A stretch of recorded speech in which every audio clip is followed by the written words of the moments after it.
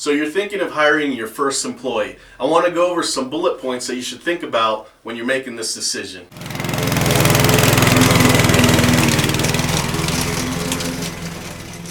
Alright guys, when you're hiring your first employee, I know there's a lot of anxiety. Can you afford it? Can you not afford it? Should you get insurances? Should you not? Do you need workers' comp? All these things may cross your mind.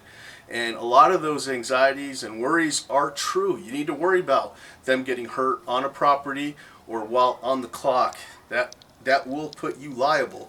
But at the very beginning, you probably don't have workers' comp insurance. But you're thinking you need to hire somebody. So all these thoughts may go through your head about getting the workers' comp. What you can do is another option is you can go to a staffing agency. Now there's a lot of different staffing agencies. You know, those places where you call and say, hey, I need a worker, can you send over a worker? So what you'll need to do is fill out an application, and I would pick like 3 or 4 different staffing agencies and fill out the application. They'll all be different. They all take payment differently. They all have different kind of options and availabilities. So you kind of need to get a few to find out which one will work best for you. You pick one that you like, that's maybe more reasonable and understands your situation. Tell them that you're brand new, you're going to be hiring your first employee, but I chose your company to do this with. What I would do is I'd fill out an application on one of these places, pick one. When you hire somebody, you put a job post on Facebook or something, and when you actually hire somebody, you give that new employee the staffing agency's application. So they fill out the application as if they're going to work for that staffing agency, and you'll have all this figured out with your staffing agency too. You'll have them send you over the file so you can print it at your shop, or at your house. This is all standard stuff. So once they fill out the application, you can hire them, and as soon as you give the staffing agency that form, all those forms with their W-2s and all the paperwork that staffing agency will give you, they are now covered just like that. As soon as you give them the form and you leave, that employee is covered with workers' comp, and you don't have to go out and get that yourself. That's the fastest, easiest way. Now, I want to go over a little bit about how some of these staffing agencies charge. So basically, if you pay your new hire $10 an hour, the staffing agency will require $15, and that will cover the $10 plus all those other workers' comp fees, general liabilities, taxes, you name it, will all be put into that $15. So it's like you're paying $5 more. Now there are some staffing agencies that may be a little cheaper, going even some a little higher, but I would say $5 is probably the highest I'd be willing to go. So you hire somebody, if you paid them $15, you're going to need to, it's like you're paying them $20. But that's it. All the taxes are covered. You won't need to have to deal with that when you're doing your tax quarterly filings every month or every 3 months or every day. That will all be included in the staffing agency. So that's actually a really good way of getting started and hiring your first guy. So the next question you might ask yourself when you're hiring somebody is, can I afford it?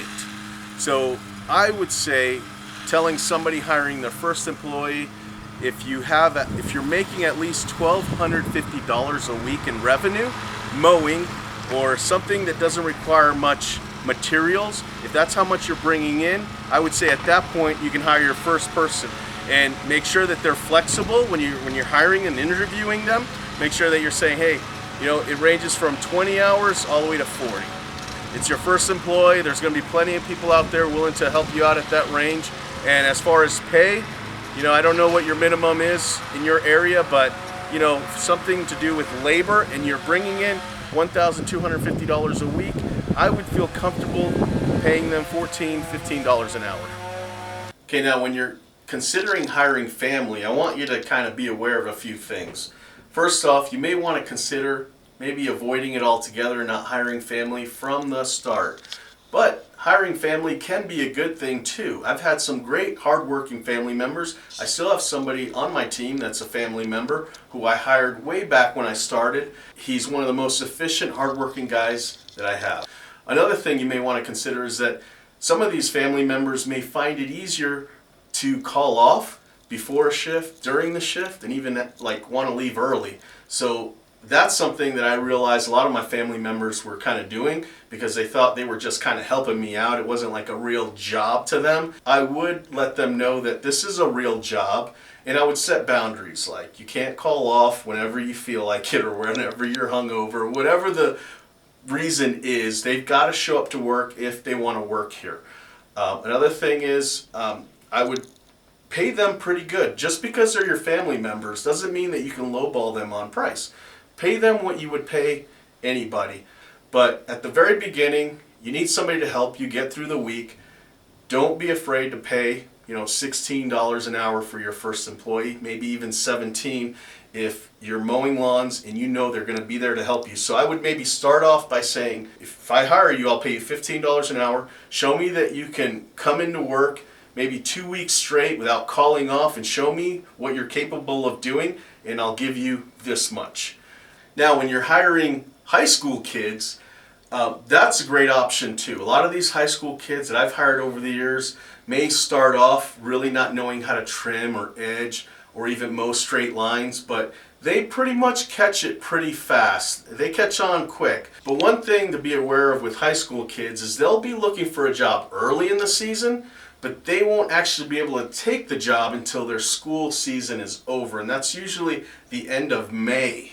And almost every single time I hired a high school kid, they ended up going on a family vacation, and they'll leave sometimes for 2 weeks. That's been an issue almost every time. So anytime I hire a high school kid, I say, before I hire you, I need to know the exact dates that you're going to go on a family summer vacation. Another benefit of hiring high school kids is you can actually pay them a lot lower because they've never had a job before. They're totally doing a job that's easy, and so it's only for the summer, and you need to be flexible with them. So in order for you to allow all that, you're going to pay them this much. Now let's say you are doing a job post on Facebook, Indeed, or something like that. You don't want to get too bogged down in the details. You don't need to go through the entire day on the job description. What you need to do is just have a catchy title like looking for a lawn mowing crew leader, and possibly the amount of hours you're thinking of having that person work. So whether it be 20, 30, or 40, because when you're talking to that individual eventually, that's when you can go over the details. Hey, are you willing to work only 20 hours a week or less while we grow this thing? And are you willing to work over 40 if we do get so busy? What are your thoughts? Like, what are you thinking about that? You can ask those questions while you're in the interview. So you need to have a pay in there too. And I usually like to do starting at this 14 or more based on experience. So sometimes there's an option 14 to 18, or sometimes it'll just say you got to pick one price. Like I think on Facebook it's just you can only do one wage, like $14 an hour. So you have to keep those things in mind. But again, the details of the job description shouldn't be overwhelming. They're a little more detailed when you're looking for like a landscape designer or some kind of manager, but when it comes to a mowing crew leader, basically you just need to let them know you're looking for a crew leader and this is how much it pays, and these are the hours that you're looking for. But the details are done when you're talking to the applicant. Okay, now dealing with walk-in applicants, people that come in through a job post that you've never seen before, and they come to your house or office and look for a job. Now, I want to let you know that you should never really judge a book by its cover. I've had guys in here that have come looking for a job and they're in their 60s. My first response was, I don't know, but you know what? My guys really need somebody, so I'm going to hire them just so my employees know I'm trying to get them workers. And guess what? One of these 60-year-olds ended up being the hardest worker we've ever had. You should never judge a book by its cover. I thought this guy was so old to do this. He ended up being such a great worker that he showed from his experience all the new guys how to do things that were so much easier. So I never would have known that had I hired somebody like that. Now, when you're hiring your first employee, you got to consider ways to keep them, because maybe you're not able to pay them as much as you should, and maybe you're not sure if you can keep them working long periods of time during the week. So some of the things you may consider is buy them lunch. You know, especially when you've only got like 1 or 2 employees, don't be afraid to shell out some additional kind of bonus money in the form of paying for their gas for their car, you know, helping them with a ride, making sure that they have lunch or drinks. That's really important. You should definitely always be buying your employees drinks. Now, I don't think you should be buying them big gulps at 7-Eleven, but you should be buying waters and put them at the job at the beginning of the day so they can stock up with. You should be doing that automatically. But aside from that, to keep your first couple employees around long enough for you to grow and build the business and get more money so you can pay more wages, try and do whatever it takes. My early employees sometimes needed me to let them borrow a car every now and then. A lot of times I have employees when they're moving from a different place, sometimes they'll call me. I think every time they'll call me, they know I have so many trucks. They'll say, "Hey, can I borrow a truck, you know, to move my things?" I mean, I say yes. I let them do those things because it's not really hurting me. Using my truck as a perk to move their furniture from one place to another, totally cool. Like, I know they think about those little things, you know. So now you're wondering, how much should you pay? Now, you gotta pay pretty high for a service that requires somebody to actually show up every day or the jobs aren't getting done. So I think you need to be up there between $14 and $17 an hour for your first employee. Now I want to tell you a quick little story. When I first wanted to hire my first employee, and I did, I met this guy through a job post. He came to my house because at the time I didn't have a shop, and he had tons of experience. He knew how to start the mowers. I actually took him to my garage, had him start up a mower. He knew exactly what he was doing. He says that he was a crew leader for a while, and he wanted $15 an hour. Now, at the time, I was so bogged down on numbers. I was like, 15? Are you out of your mind? That's so much money, because I didn't know any better. So I said, no, I'll pay you $12 an hour. And this guy needed a job so bad that he took it. He was fine making $12 an hour, but that only lasted like 2 weeks. After work, he was actively looking for another job. Basically, he found another job and he left. He helped me out, and he totally did know everything that I needed him to do, and he was willing to help me out pruning shrubs, weeding, and things like that. And I just didn't know how hard it was to find employees like this, that I just let him walk away. So the moral of the story is, if I would have paid him $15, what he was asking for, I feel like I would have gotten to this level where I'm at today a whole lot sooner than if I would have just hire people at such low wages that they were never going to help me grow. And some of these guys know exactly what they're doing, and they're hard workers and are willing to go the extra mile with things, and those guys definitely deserve more money. So what I should have done with this first employee is said, look, $15 an hour seems pretty high for me, but I'll pay you $12. But if you could show me how good you are, I'll just change it to $15 before your first paycheck. That's what I should have done, and if I would have done that, I feel my workforce would have been so much better from the very beginning. But no, I let him walk away, and then I went to friends and family that had no experience doing this, and it's taken me a lot longer to get where I am today. Now, how often should you pay? Weekly, every 2 weeks, or once a month? I've had employees who have had jobs where they paid monthly, or they even paid every 3 months. I've had employees that got paid every 2 weeks and all that kind of stuff. I notice they're super excited when they find out that I pay weekly.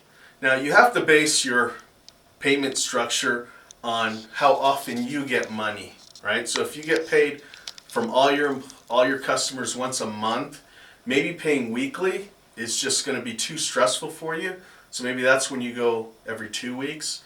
I would really avoid paying monthly unless you are 100% commercial. I pay weekly because we charge after every service, and so I've always got a nice little nest egg in my payroll account where I can do that. And every time I tell an employee that, I see them perk up a little, like, whoa, that's awesome. So the more frequently you pay employees, like weekly, the happier they're going to be. Now, after you've hired a few employees, there's going to be one that will stand out, and they're going to be your basically ideal employee. And you want to make an army of that same employee. Say you had 20 or 30 of those guys, you could take over the industry. So I want to kind of go over that with you really quick. Now you want to find the 5 attributes, or what we're going to call core values, that employee has, and you need to model all your new employees after. So basically, I'll tell you what my 5 core values are for my top employee, which I'm going to name Thomas. Okay, just for the sake of this video.